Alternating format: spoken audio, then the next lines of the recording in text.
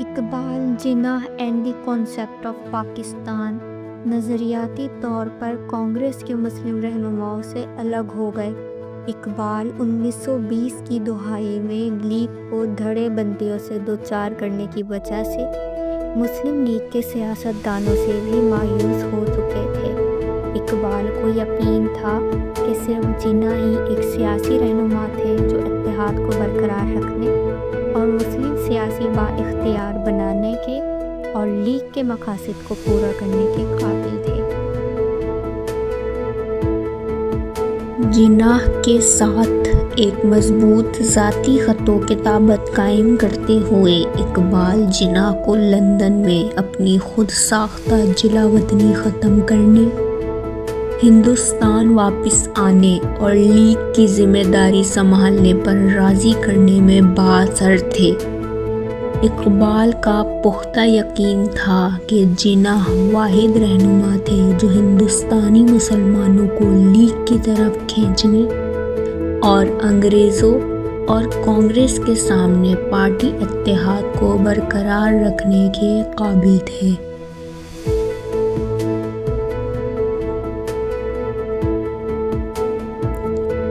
میں جانتا ہوں کہ آپ ایک مصروف آدمی ہیں، لیکن مجھے امید ہے کہ آپ کو میری تحریر پر کوئی اعتراض نہیں ہوگا۔ آپ اکثر، جیسا کہ آج ہندوستان میں آپ واحد مسلمان ہیں جن کے لیے کمیونٹی کو یہ حق حاصل ہے کہ وہ طوفان کے ذریعے محفوظ رہنمائی تلاش کریں جو شمال مغربی ہندوستان اور شاید پورے ہندوستان میں آ رہا ہے۔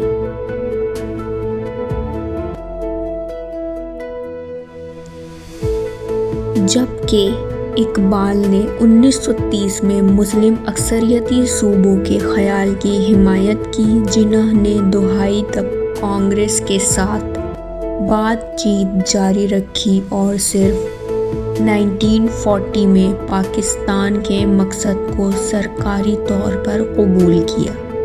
کانگریس اور کبھی بھی ہندوستان کی تقسیم کی مکمل خواہش نہیں کی۔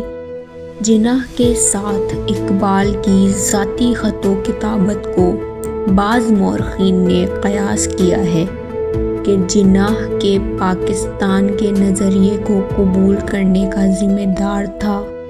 اقبال نے 21 جون 1937 کو بھیجے گئے خط میں جناح کو ایک علیحدہ مسلم ریاست کے اپنے وژن کی وضاحت کی۔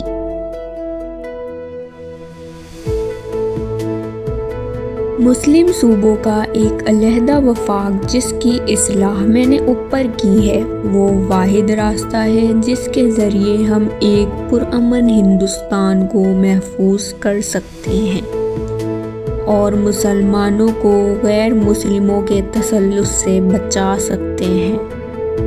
کیوں نہ شمال مغربی ہندوستان اور بنگال کے مسلمانوں کو حق خود ارادیت کا حقدار قرار دیا جائے، جس طرح ہندوستان میں اور ہندوستان سے باہر دیگر اقوام ہیں۔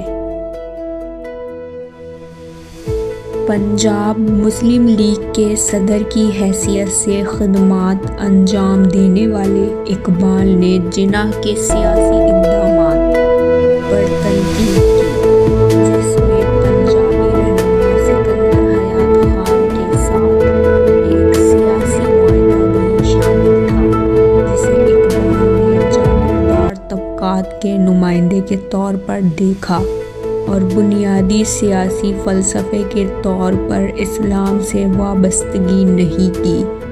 اس کے باوجود اقبال نے مسلم رہنماؤں اور عوام کو جناح اور لیگ کی حمایت کرنے کی ترغیب دینے کے لیے مسلسل کام کیا۔ ہندوستان میں مسلمانوں کے سیاسی مستقبل کے بارے میں بات کرتے ہوئے اقبال نے کہا، باہر نکلنے کا ایک ہی راستہ ہے، مسلمان جناح کے ہاتھ مضبوط کرے، وہ مسلم لیگ میں شامل ہو جائے۔ ہندوستانی سوال جیسا کہ اب حل ہو رہا ہے، ہندوؤں اور انگریزوں کے خلاف ہمارا متحدہ محاذی جواب دے سکتا ہے۔